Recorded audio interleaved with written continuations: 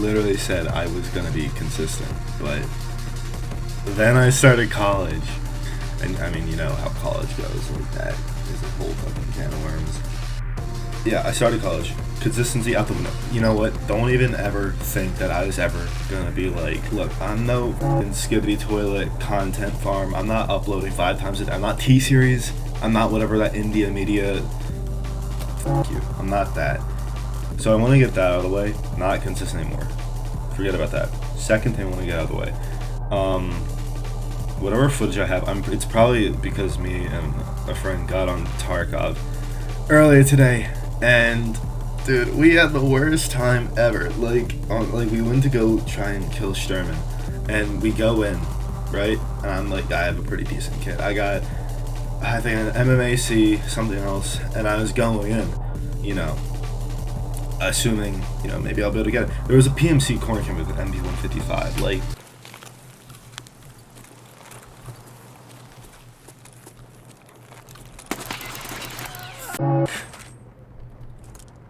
Swear to fucking God, he fucking nuked me. But that, so the footage, it sucks. I took a break from this wife. I played for like 2-3 weeks and then I'm done. I'm just not feeling Tarkov. Baldur's Gate though, the game is stupid. It's a little different than the others right now. But yeah, this video I drafted like around the same time my last video came out, which a month and a half. Let's call it a month and a half. And that video was shit. So like the last, it's been like almost 2 months since the last like actual video I made. So what I plan to go ahead, like kinda in the same realm as the B-52 video, I was gonna talk about another plane, and I got an opinion to make. I got statements to make. The F4U Corsair plane. I hate the Navy. All right, I'm a big Air Force guy. I hate the Navy. The F-14 is cool, but damn, the F-14D was expensive. The Hornets, they're slow. The 7.5 Gs, excuse me, fucking go get a better airframe.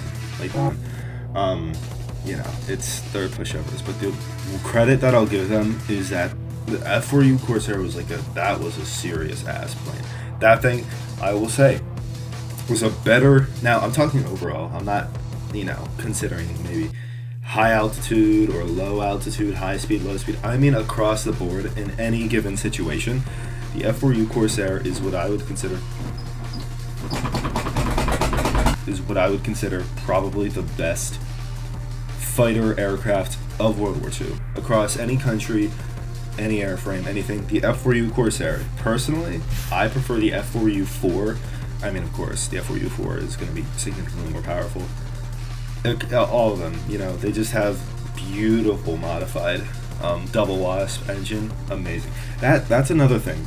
That's what I'd have to say is the first main thing about the F4U Corsair, is that the R2800 double wasp engine, specifically the R2800W,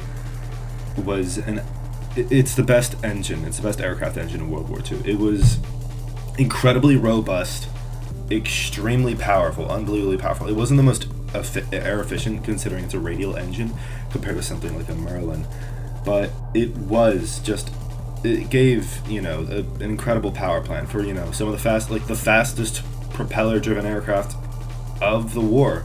The P-47M was powered by a variant of an R2800. So, you know, that kind of thing. It's an insane engine, and it was mounted on basically every Corsair.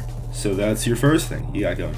Second thing, later Corsairs were insanely good at high speeds. Of course, they couldn't reach the ludicrous high speeds of a Thunderbolt, a P-47, or a Spitfire. Kind of Spitfires. You know, there's that old legend that's like, I think it was in 1947. Supposedly, a Spitfire, its wings broke.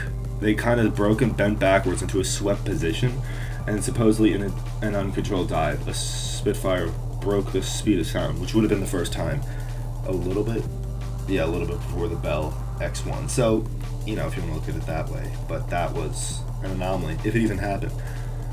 But yeah, Corsair, very good high speed performance. It had good control. at all speeds. It was known for not compressing and maintaining, control of its control surfaces through a lot of to like up to a very high speed. Of course, with like having structural limitations and that kind of stuff. But also, now this one I learned from War Thunder was the thing about the some of the later Corsairs having like basically an air brake. That's the fucking funniest thing on the planet. Is that if apparently they had enough structural integrity, they were strong enough. The landing, all right, let me rephrase this. The landing gear of later F4U Corsairs were strong enough that you could use them as air brakes because they wouldn't break off because of how thick they were.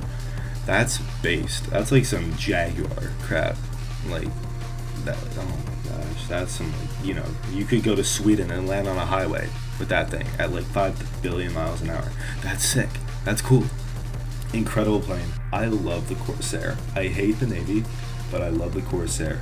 And that is the only good thing Goodyear has done, is the Corsair. Everything else, they're raising the ocean, the sea level.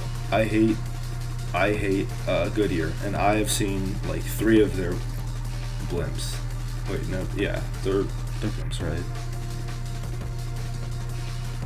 Yeah, because there's blimps, there's rigid dirigibles and non-rigid dirigibles. Zeppelins, the stuff that was more common during in the early 20th century and kind of into the early mid 20th century. It was like those are rigid dirigibles because they had units of hydrogen or helium or some other kind of gas that kept them in the air, but they did have an actual frame in it, and they just had a cloth thing. While actually blimps or non-rigid dirigibles had like a thing. It was a big ball, a sack, if you will, of air. So like that kind of thing. So those are kind of cool. I mean, Goodyear, they got the Corsair, they got blimps. They're kind of cool. Corsair's really cool. But I hate Goodyear and I hate companies. I'm gonna blow up